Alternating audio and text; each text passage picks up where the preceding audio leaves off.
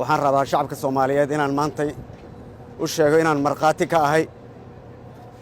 macaawanadii ugu horeysay ee abaaraha gurmadka abaaraha ay u keeneen dawladdii ugu horeysay oo ah dawladda isku tagga Imaaraadka Carabta oo ka jawaabtay dalabkii ahaa in shacabka Soomaaliyeed ee abaaruhu ay culayska ba'an ku hayaan ugu soo gurmadaan waxaan rabaa halkan inaan ugu mahad celiyo waana soo gaartay gurmadkiinii waana ku mahadsantihiin waana gurmadkii ugu horeeyay oo dal walaalo ah uu nala soo gaaro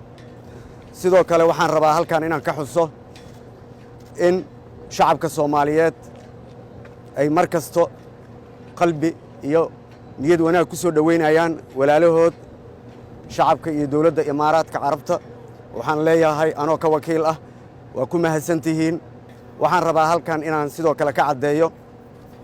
madmadowgiisoo kala dhex galay labada dal Soomaaliya iyo dawladda Imaaraadka Carabta ee ka bilowday dhacdadii Abriil 2018 ee halkan ka dhacday airportka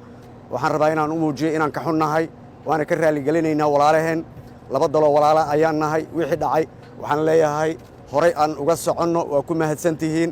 waxaan rabaa sidoo kale inaan u cadeeyo dawladda aan walaalaha nahay ee Imaaraadka Carabta inaan u hayno lacagtoodii xilligaas laga qabtay waxaan u sheegayaa ka xukuumad ahaan inaan diyaar u nahay inay qaadan karaan xilli kasto oo ay diyaar u yihiin waana soo dhaweynaynaa wixii dhacayna waa idinka raali gelinaynaa bog cusub aan bilowno sidoo kale dawladda Imaaraadka waxaan u sheegayaa iyo shacabkeeda in aan bilowno siday haddaba u bilaabeen bog cusub oo walaaltanimo saaxiibtanimo ah oo uu ugu horeeyay uu culeyskeeda uu bilaabay Sheekh Saayid bin Sultan Al Nahyan Allah naxariistii janno siiyo oo ahaa aabihii furay ee Imaaraadka ee xiriirka weyn la lahaa Soomaaliya marka waxaan leeyahay soo dhawaada mar kale sidoo kale waxaan leeyahay shacabka Soomaaliyeed meel kasta aad joogtiin waad ogtihiin dawladda Imaaraadka Carabta ganacsatada iyo shacabka Soomaaliyeed way soo dhaweeyeen dalkoodii ayay ku soo dhaweeyeen ilaa haddana xiriirka ganacsiga ayaan la leenahay oo meel weyn maraya waxaana leeyahay xiriirka meesha laga sii wado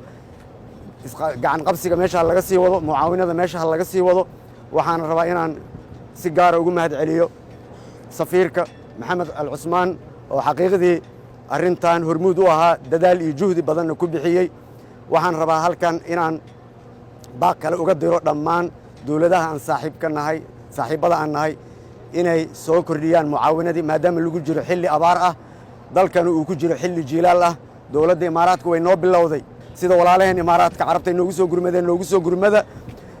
waxaan kaloo leeyahay dalka xilli adag ku jira xilli abaar ku jira doorashadina waa lagu jira waxaan leenahay doorashaha